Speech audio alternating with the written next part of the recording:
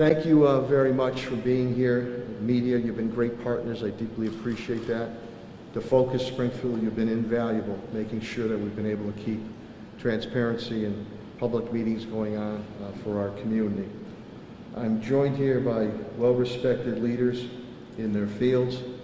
Of course, our Commissioner of Health and Human Services, Helen Colton-Harris, the President and CEO of Bay State Health Systems, Dr. Mark Kerouac, the Chief Medical Officer of Mercy Hospital, Trinity Healthcare, Dr. Robert Roos, and my friend and colleague on the City Council President Marcus Williams.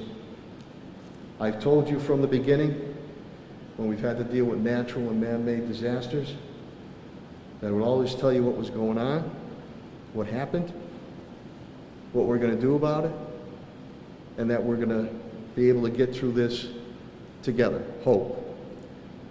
We've had some disparaging numbers come up in dealing with COVID-19, and it's not for trying.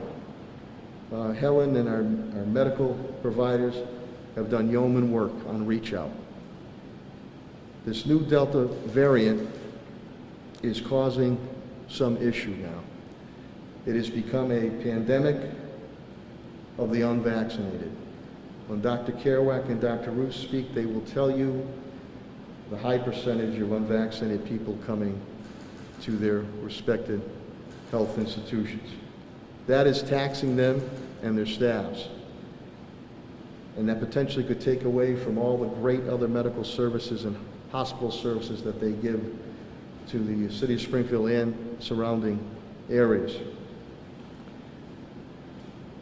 Let me give you some stats. We have about a population of 156,000. Of that, 84,477 individuals have received the first shot.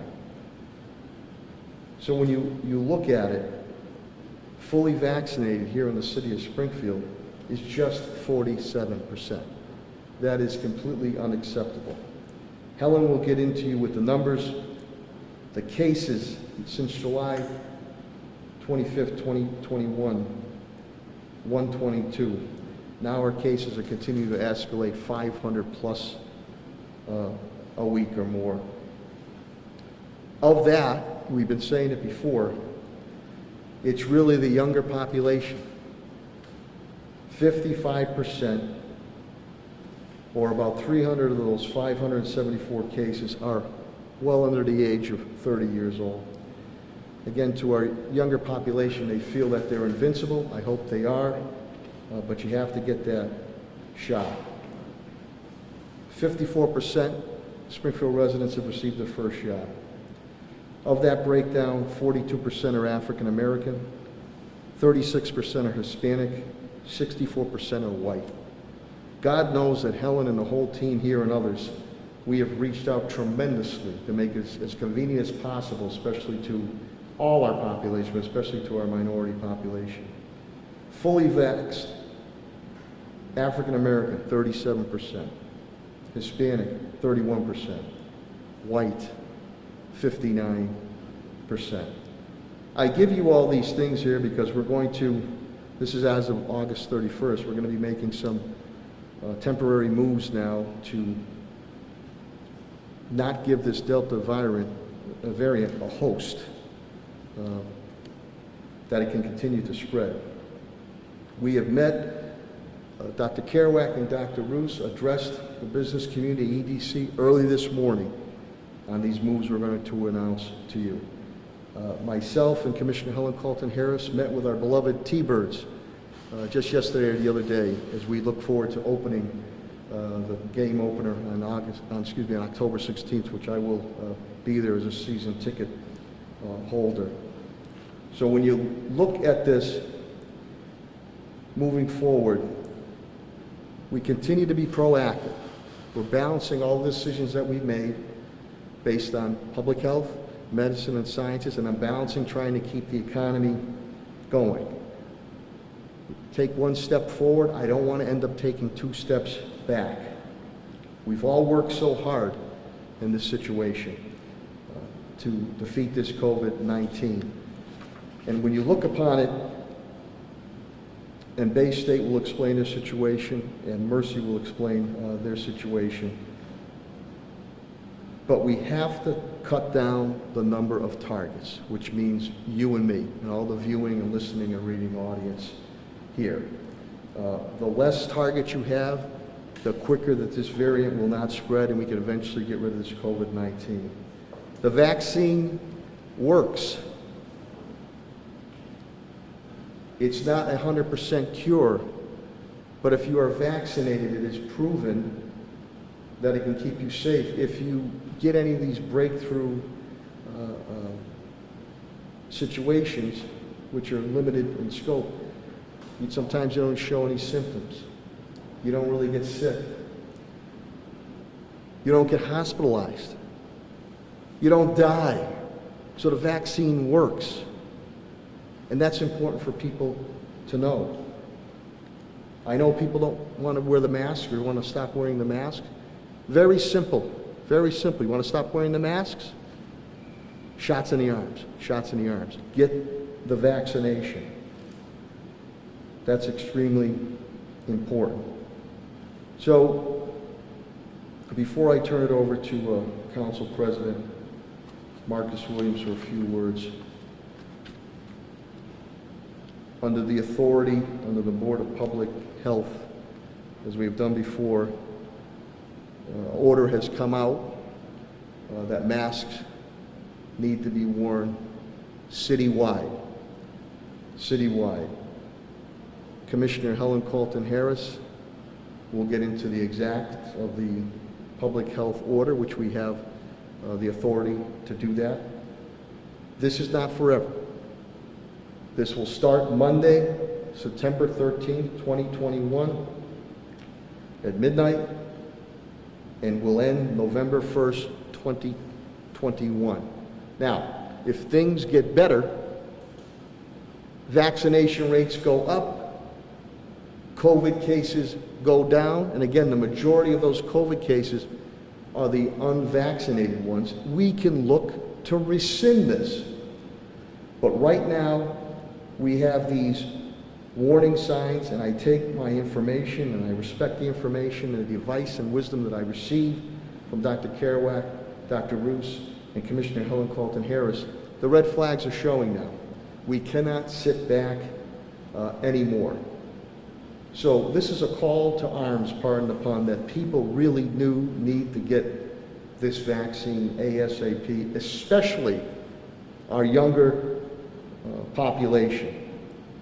And we do that, we limit the targets, we starve the COVID-19 virus, this variant, the Delta variant, and we can continue to move forward in our lives and our activities. So this will become an effect, and that means that those masks have to be worn, especially in the inside aspects. Businesses will continue to go on, but you have to wear those masks. And Commissioner Helen Colton Harris will get into some type of clarification when it comes to outdoor activities too. But if we don't do this, we're going to open the door to take 2 steps back. And I'm not going to allow that to happen. I know you've been patient. I know you've been cooperative. I know you've been aggravated. But this is the right thing to do. Some people will be very happy with this move. Others will not. And on the eve of 9/11, 20-year anniversary, where that tragedy occurred, and many a times we come together during tragic times and work together as one. I just don't understand the division that has occurred, because this is a tragedy that is occurring with this COVID-19. And instead of people working together, there's entities that want to work against each other. And I've always said that conspiracy theories have never solved a medical challenge. Vaccines do. And to those that are hesitant there, trust the facts. Not stuff you see out there on social media. Just think back to polio, measles, mumps, rubella, all these things here that when the vaccine was formed, everybody took it and welcomed it.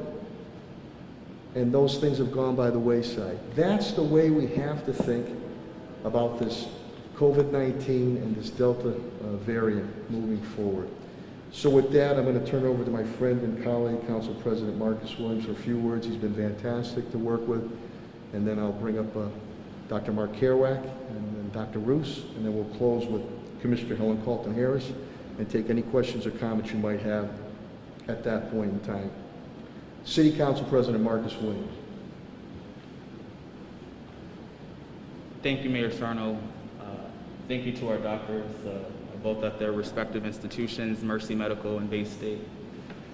And thank you to, of course, our Health Commissioner, Helen Carlton-Harris, who's been dynamic and great to also work with as we have faced this pandemic from beginning until its current situation. This is certainly not a decision that is taken lightly. There are several factors that go into why it is a wise one for the city of Springfield to take.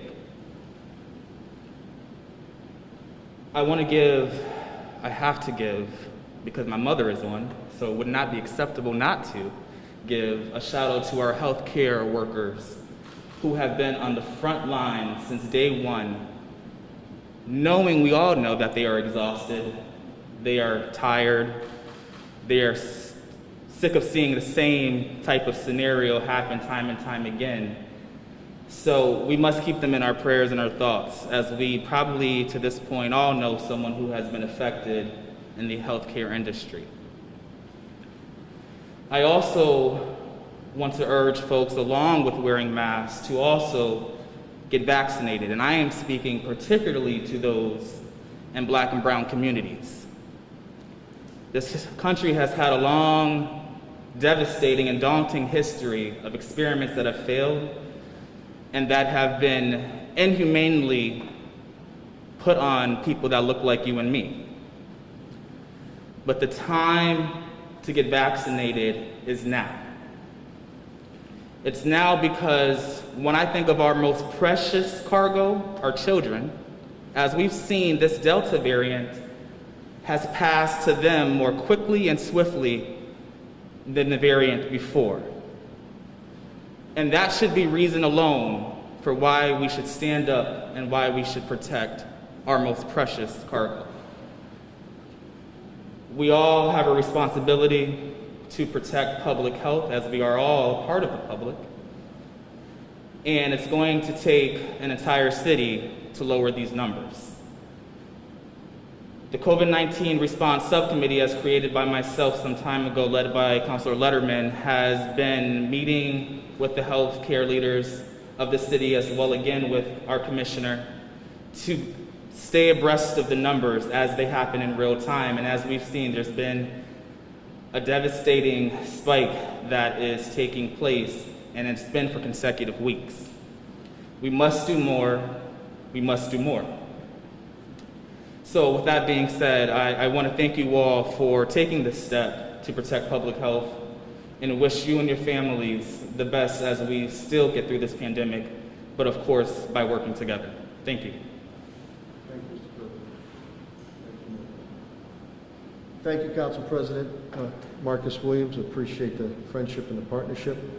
And as Marcus also indicated too, and Commissioner Helen Carlton-Harris will indicate, we are being uniformed to what we're doing at City Hall and all our municipal buildings. This order runs concurrent with the city buildings also. And we've been able to, again, open up our schools, which we did last spring, and summer school, and now with all the proper protocols. But as the Council President indicated, we need to think about protecting our kids. Now, I mean, to get the perspective now of what our respected hospital officials and their staffs are going through now at this breakneck pace of 24/7 and many other challenges that they're facing.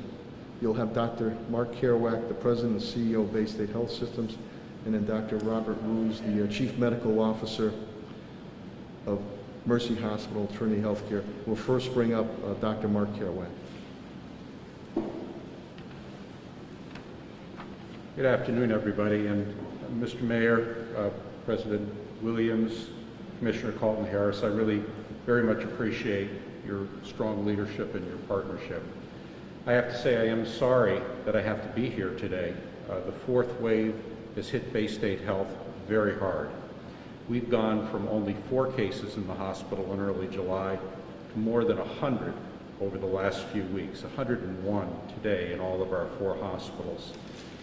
Since the beginning of the pandemic, the burden of the pandemic has been devastating to our system. Over 4,000 patients admitted, 585 deaths. This time around, this particular surge, which began in mid-July, is largely due to the Delta variant. Over 95% of the cases we're seeing are Delta. And as the mayor said, it is largely an epidemic among unvaccinated individuals. 75% of all of our cases and an even higher percentage of our most severely ill cases are in unvaccinated individuals. And those, in that minority of cases in which it's a breakthrough infection from a vaccinated individual, the cases tend to occur in individuals with chronic conditions, advanced age, and surprisingly, they tend to be less severe, shorter lengths of stay, less likely to be in the ICU. This is all coming at a time when demand for non-COVID care is resurging. People who would put off routine care of chronic diseases or preventive care are trying to come back and get taken care of for other things. We're seeing an increase in demand for behavioral health services, particularly among kids who've been isolated during this whole pandemic. And we're dealing with significant staffing shortages. We now, as a result of early retirements, resignations, and leaves, have 1,400 open positions among our 12,000 employees. We've done a number of things to try to get our arms around this, including raising salaries, enhancing benefits, bonuses, hiring travelers and contractors, but the gap is still there. There's also a significant gap in staffing at many of the area nursing homes, making it harder to discharge patients to nursing homes. This has resulted then in virtually all of the area hospitals being at or even beyond capacity, and certainly all the large tertiary care systems to whom we might send to overflow are beyond full as well.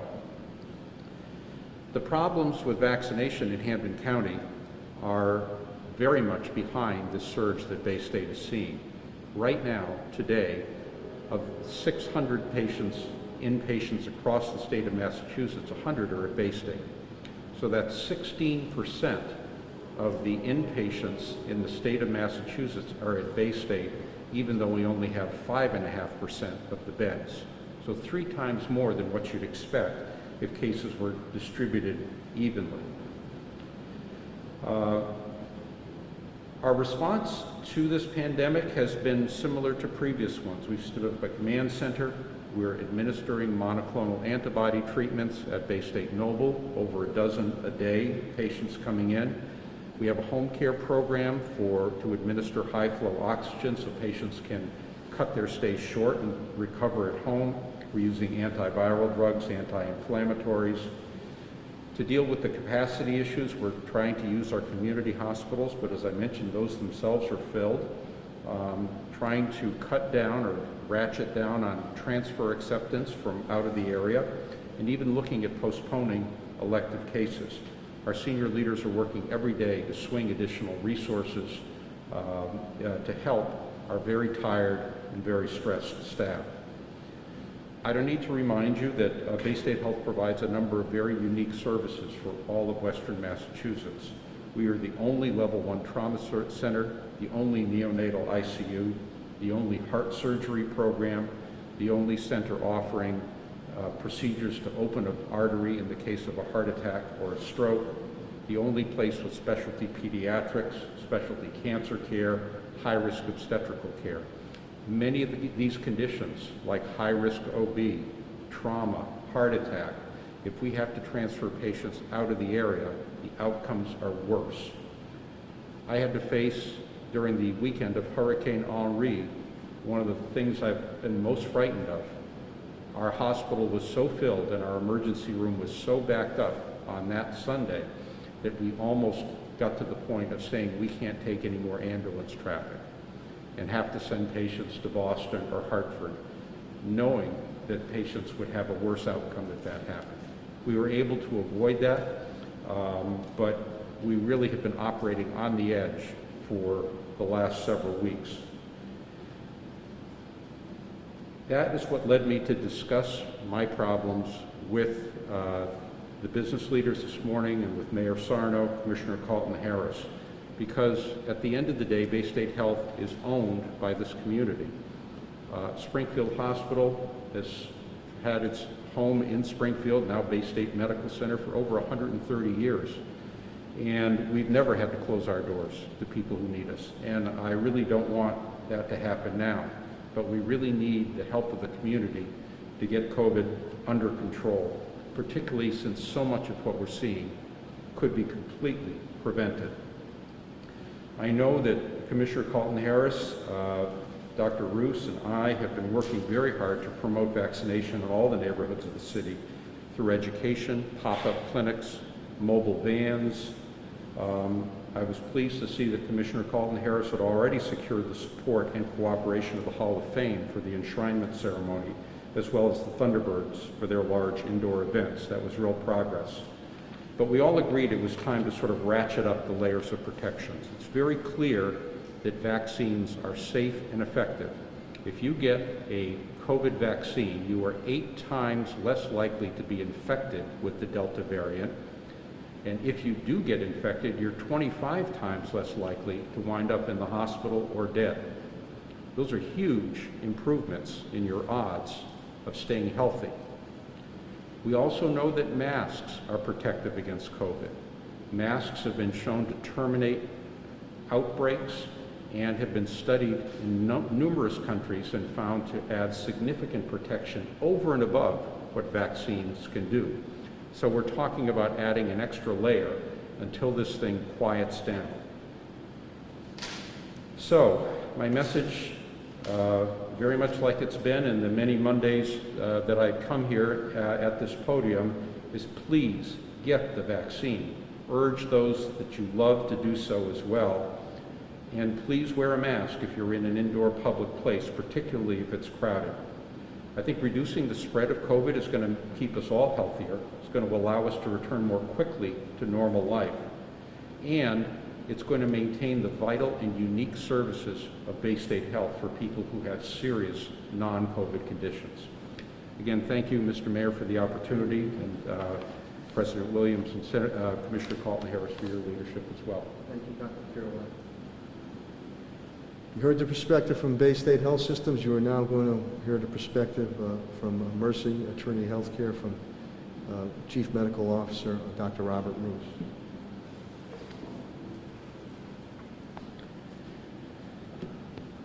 Thank you, Mayor Sarno, and good afternoon, everybody. I want to thank you, Mayor, and applaud you and the City Council and Commissioner Carlton Harris and the entire Cabinet for the announcement today. And what underlines that announcement is really a very important science-informed decision. That has been the approach here in the city of Springfield all throughout this pandemic over the past 18 months to make decisions and to help encourage and support the public health in the spirit of what's best for this community. And it's been a privilege for me to stand alongside, offer guidance, and collaborate with leaders like Dr. Kerouac at Bay State Health to try to guide some of those decisions in the ways that we think are best. Today, I'll provide an update, as we did for many months, from Mercy Medical Center's perspective and Trinity Health, recognizing, as it was said, we are in a moment right now, a full 18 months after the first cases here in Massachusetts were identified, and the vast majority of people in this community, not only our healthcare workers that I get the fortune of working with each day, are exhausted. This is beyond the point of fatigue. Pandemic fatigue is something that we talked about a year ago. People now are at a point of exhaustion. It has led to people changing decisions about their work, about their life.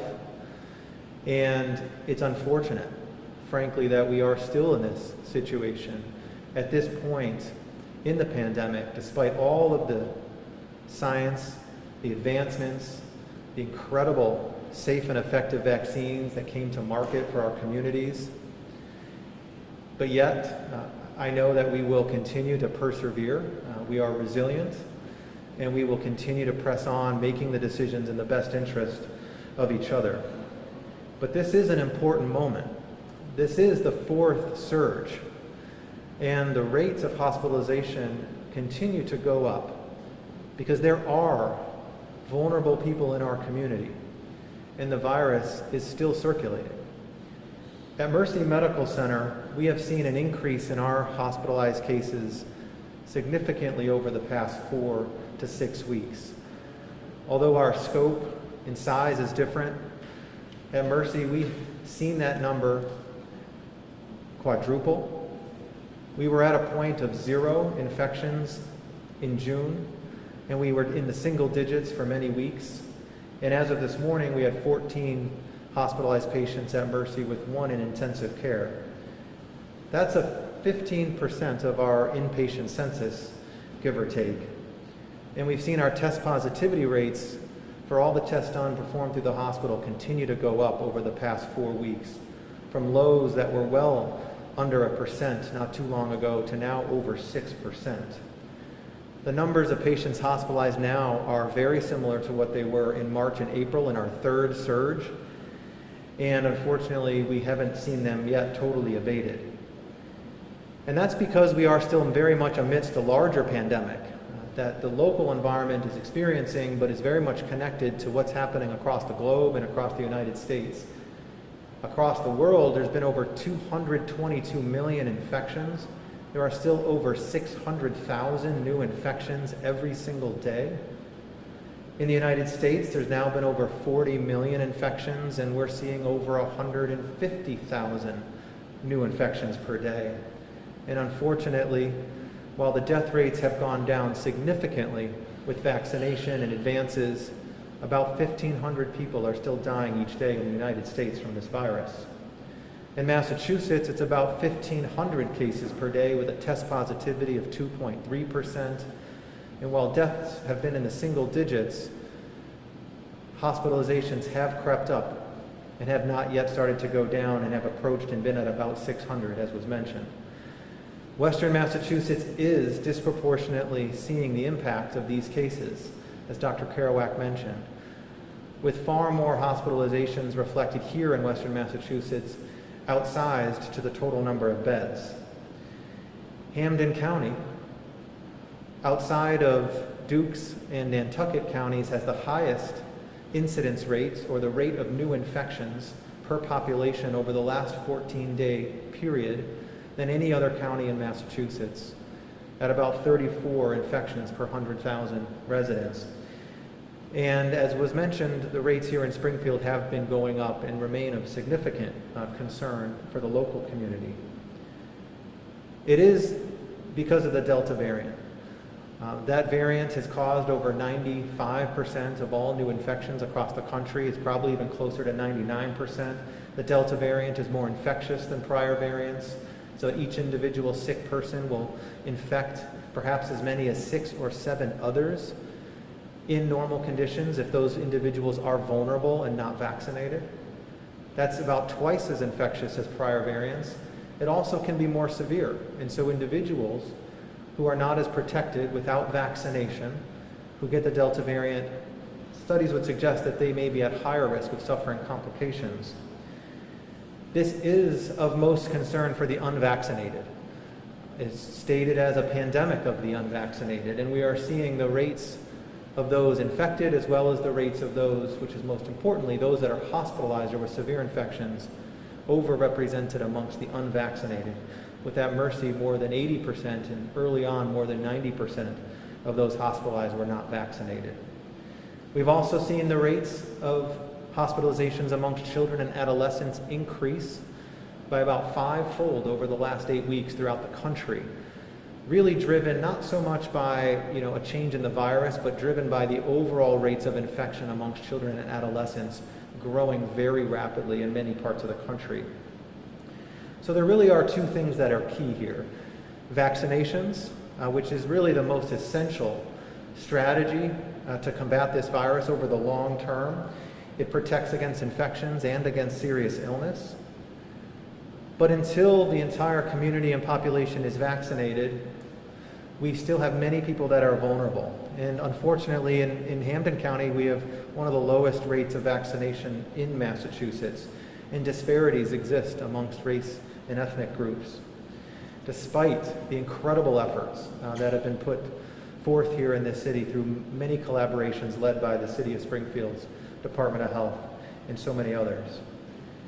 And so that's why masking and really the public health basics, the strategies that we've been talking about for 18 to 20 months are so critical. Because not everybody is vaccinated, especially those under 12 where they're not yet eligible. Vaccines are incredibly beneficial, but they're not a panacea, and they don't provide 100% protection. There are breakthrough infections, and it is happening more with the Delta variant, and it could then spur different and more resistant variants to occur. And lastly, and most importantly, and this was mentioned, masking is incredibly effective. It is incredibly effective. It's been shown in multiple studies looking at large-scale populations, countries, and smaller settings. Masking has the ability to protect against not only the coronavirus, but many respiratory viruses for which airborne transmission is the main route. That's why several months ago, the Centers for Disease Control and Prevention recommended masking for all individuals, vaccinated or unvaccinated, while being indoors in areas of substantial or high community transmission. In Massachusetts, all counties, with the exception of Franklin County, at the moment are considered to be of substantial or high transmission risk related to the numbers of new infections on a daily basis. So we are in a local area here in Springfield and in the surrounding cities and towns where we have lower vaccination rates relative to the rest of the state, even if they're higher than many areas of the country. We have disparities amongst certain groups, particularly people of color, and we are now seeing the rates of hospitalizations go up in all of our hospital systems in Western Massachusetts. This is happening, unfortunately, at a time where we could predict that more infections will come. The weather is changing. People will begin to gather indoors more than they were in the summer when they were spending more time outdoors. Schools are back in session. And we are on the cusp of many large, significant events. And people tend to gather in larger gatherings as we move in towards some of these for the fall. Not to mention, we're also at the beginning of what could be influenza season approaching soon. So this is a combination of multiple different dynamics that putting this at a critical moment, it is indeed a call to action. Our system and our hospitals are not invincible. Our staff are incredible. They've been valiant workers, tireless workers, dedicating their lives selflessly to help others coming through the doors. But they are tired. They are fewer than they were 2 years ago, and they need your support.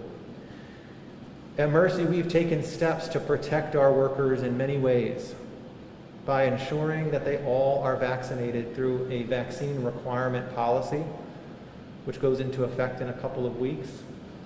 And in healthcare institutions, we have always utilized masks in all areas of the hospital, maintained physical distance, avoided any large gatherings as a matter of policy and practice, and ensured that people that have symptoms don't come to work, because we have the most vulnerable people within our care. But those vulnerable people could be the person next to you in the grocery store, could be the person out at a large gathering, could be somebody that you walk by when you're shopping. And so I plead us all with this important action to heed the advice, to wear masks, to stay safe, And I want to applaud the mayor and the city council for their decision and encourage everybody to stay healthy, to stay safe and resilient, because we will get through this together. Thank you.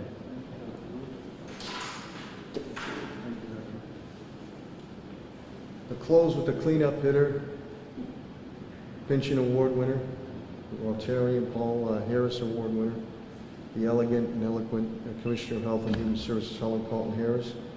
She'll set it to you straight, as all these other individuals have done, and she'll also speak specifically to the order, public health executive order that is being put across, and what we need to do immediately now to tamp this down so we can move forward.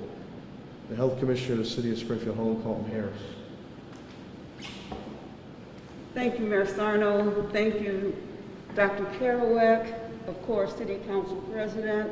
Thank you, Dr. Roos, for being here. And as always, thank you, Mayor, for your support. The Commonwealth of Massachusetts, City of Springfield Board of Health, COVID-19 mandatory policies and procedures for wearing of masks or other face coverings in the City of Springfield. Whereas the Delta variant are now accounting for approximately 98% of positive cases in Massachusetts, and cases have appeared in Springfield, and whereas these variants are almost always twice as contagious as the previous variants.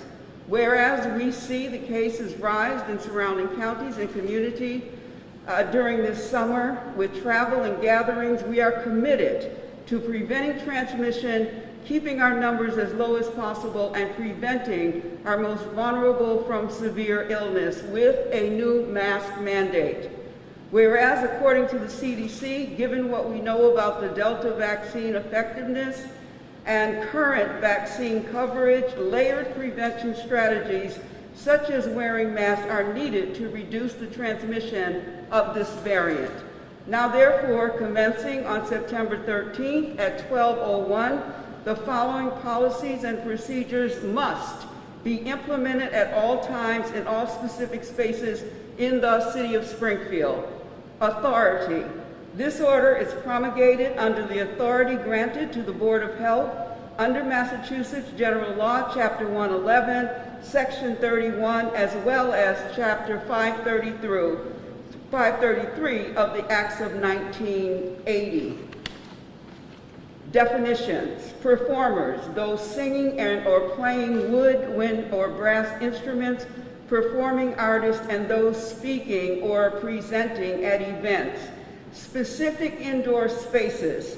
The term specific indoor spaces will include all places in the City of Springfield unto which members of the public are invited or otherwise allowed to enter a building or structure or to interact with any persons in order to transact any public or private business, including all public indoor spaces, and shall include but not be limited to restaurants, bars, indoor performance and event venues, hotels and motels, gyms, fitness clubs, salons, places of worship, as well as indoor workplaces and common areas of multi-unit buildings.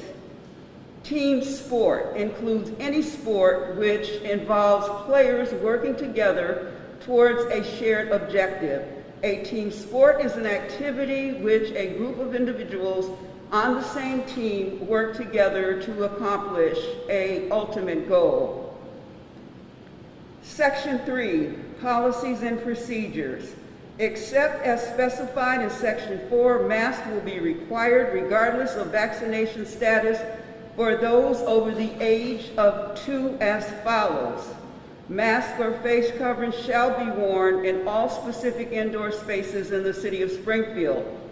Food service establishment with employees shall wear a mask or a face covering when serving customers, both indoors and outdoors. Masks will be required in outdoor public events where physical distance of 6 feet cannot be maintained.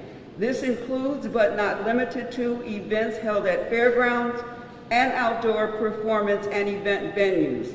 Masks must be worn in the dugouts, benches, and other common seating areas for outdoor moderate and high-risk contact team sports, including but not limited to baseball, softball, track and field, volleyball, soccer, running clubs, team swimming, volleyball, dance class, fencing, field hockey, soccer, football, wrestling, rugby, basketball, lacrosse, ice hockey, competitive cheer, and martial arts, ultimate frisbee, boxing, and pair figure skating. Exemptions. Nothing in this order is intended to encourage residents to act as enforcement authority for the city of Springfield. Residents should not take it upon themselves to approach people in violation of this order. Residents are urged to focus solely on their personal compliance with this order. Nothing in this order shall be construed to require a mask to be worn by children under the age of 2 or children who frequently compromise mask integrity with frequent manipulation or removals. Anyone who has trouble breathing or is unconscious, incapacitated, or otherwise unable to remove the mask without assistance, or anyone who cannot wear a mask for other underlying health and safety reasons. Employees in shared office spaces are not required to wear a mask if social distancing of 6 feet or more can be maintained. Performers who are singing and or playing brass or wind instruments, who are performance artists, or who are presenting or speaking at an event are not required to wear face coverings, but must adhere to the social distancing of at least 10 feet from any member of the public when performing indoors and outdoors. Face coverings are not required and shall not be worn when actively participating in water-based activity and when swimming. Wearing a mask in these circumstances increases a drowning risk. Face coverings shall be worn at all times when not in the water, including but not limited to indoor pool decks, locker rooms, changing rooms, and restrooms. Enforcement. The person or entity in control of a public indoor space shall have the obligation to enforce the requirements of the mask mandate set forth in these policies and procedures. The person or entity in control of a public indoor space, himself or by his servant or agent, or as the servant or agent of any other person or firm or corporation who violates any reasonable health regulation made under this authority of this section, for which no penalty by way of fine or imprisonment or both is provided by law, shall be punished by a fine of not more than $300 per day. This order is in effect at 12:01 September 13th and will remain in effect until November 1st unless otherwise amended or rescinded. And it is signed by the Board of Health and by myself. The mayor and I wake up most days looking at numbers, and it's very disheartening to see the numbers that are coming across for the city of Springfield. I think we hold our breath each time we send the numbers or I get the numbers. And I hope these numbers are going down. That is my wish and my prayer, that our numbers in this city go down and our vaccination rates go up. That is not happening. And because that is not happening, this mask mandate is necessary. Today, I had 129 cases of COVID-19.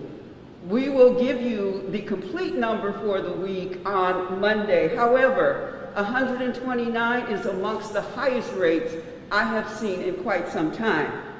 Another concerning data point for me is that a long-term care facility in our city now has 6 of its residents who are COVID-19 positive. Why does that make a difference? Because I have not seen long-term care facilities come through with positive cases in a very long time.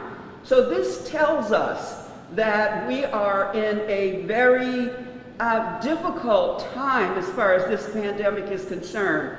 Each individual who has come to this podium have asked you, please get vaccinated. Please wear a face covering. Please care about your families, care about yourself, care about your children. The other numbers that we're seeing that is consistent with what's happening across the nation is the under 20 age group and those positive cases that we're seeing. And we know that those young folks cannot be vaccinated because many of them are not eligible. So we are in a very difficult time, and we do not want to lose one resident of the city of Springfield or the Western region for that case. The other data point, I think, is I'm seeing the positive cases skew older. So if you recall, the positive cases were absolutely in the younger ages, and while they're still there, they are skewing positive older. Those are the individuals that will probably wind up in the hospital and probably wind up needing to be cared for. So we're asking you, all of us are asking you to do the right thing. Get vaccinated, wear your face covering. The mayor did not want to take this step. I mean, when I say he didn't want to, it wasn't something that any of us thought that we wanted to do, but it's necessary. It's so necessary. And so, as the mayor has said consistently, we will do what we need to do in order to protect the health of the residents of the city of Springfield and certainly the Western region. I will end by saying what everyone knows. A mask is not a political statement. It's a mask. And it's a mask that is here to protect. So when someone is wearing a face covering or a mask, think about the fact that they're thinking about you. They're thinking about who's with you. They're thinking about who's next to you. And so we just hope that you will remember that this is all to save lives. And that's the goal for everyone you see behind me. Thank you.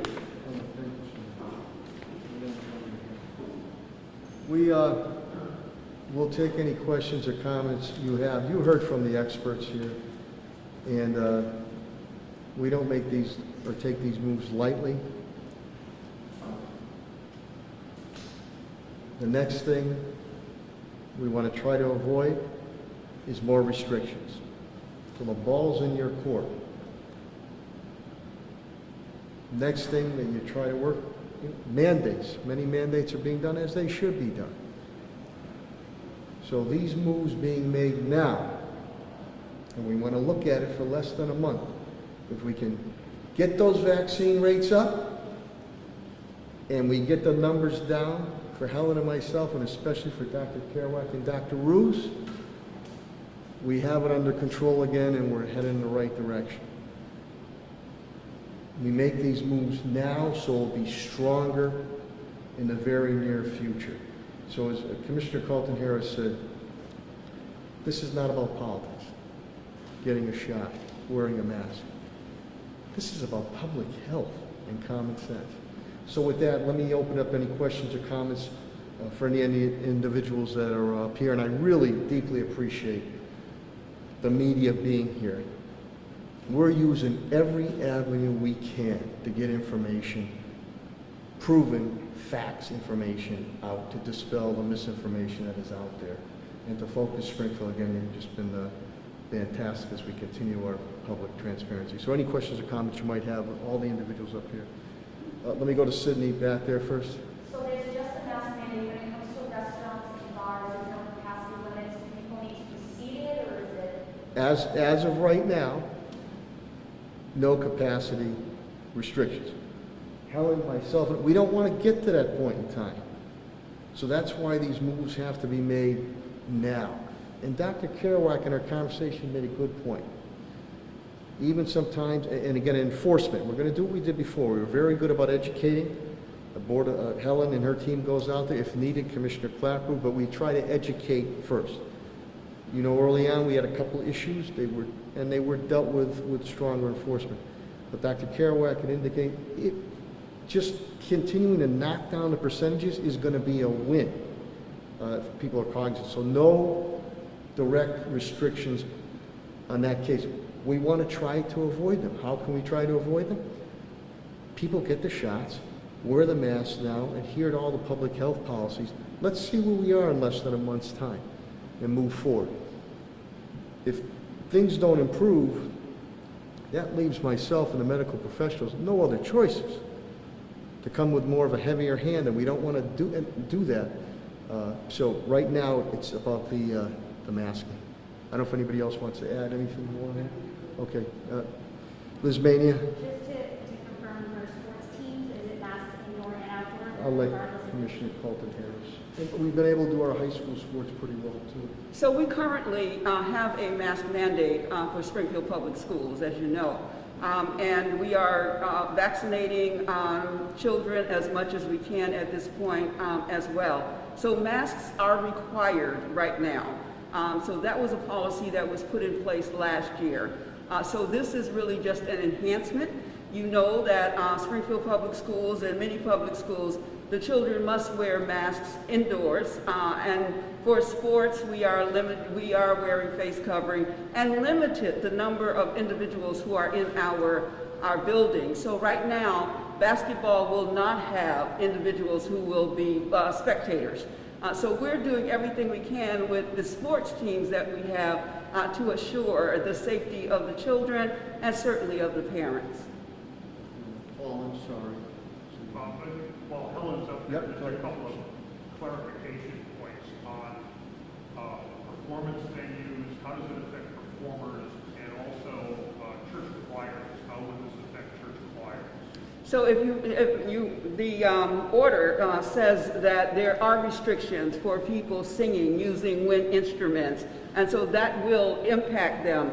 Most houses of worship that I've spoken to have not gone back with their choirs at this point.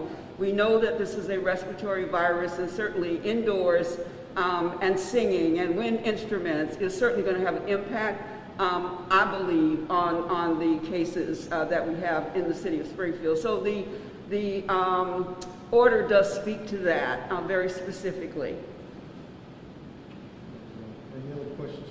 I know in Mount Carmel we're wearing masks and we go to church. Yep, Dr. Kerouac. Then Liz, go to you. As you and I were discussing, before this started, there's a patchwork of requirements across the state in terms of masking. You can live in a community where you don't have the mask. You work in a community where you do have the mask. Would it be helpful if we had one statewide rule? Well, I think that the leadership of public health in the state of Massachusetts is at the level of the towns and municipalities. So there are 351 different governing bodies involved, and it does create some inconsistencies. I think that there is certainly a leadership effect. I think Springfield is stepping out and being a leader in Western Mass in this area. I think that may only be the third city or town in the West. Boston has gone there, Hartford has gone there, but it's still a minority of towns and municipalities that have taken this step. And I think that steps have to be appropriate to the amount of COVID that you're seeing and how well it's being contained. And Commissioner Colton Harris told you that the numbers are heading in the wrong direction. If we were in the eastern part of the state where there's a lot more vaccination and the numbers are quiet or maybe going down, I wouldn't feel as strongly about this. Just to let you know, I did speak with Governor Baker late yesterday afternoon, early evening, in between my ARPA meetings, and he offered any assistance that, he's been great, any assistance that we need here. Again, we don't make or take these decisions lightly at all.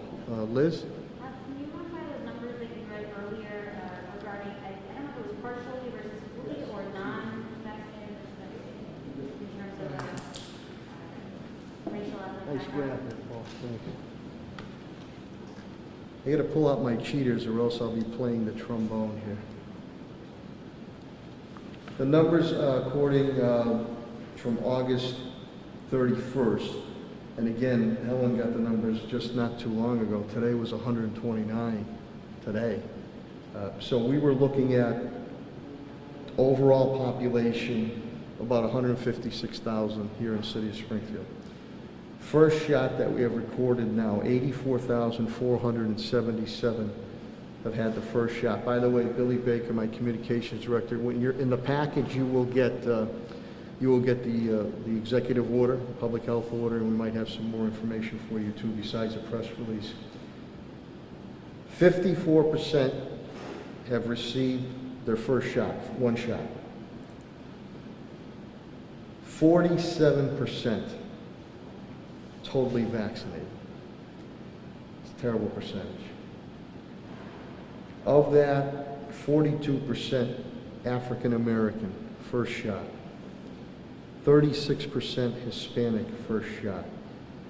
White, Caucasian, 64% first shot. Fully vaccinated, 37% African American, 31% Hispanic, 59% white or Caucasian.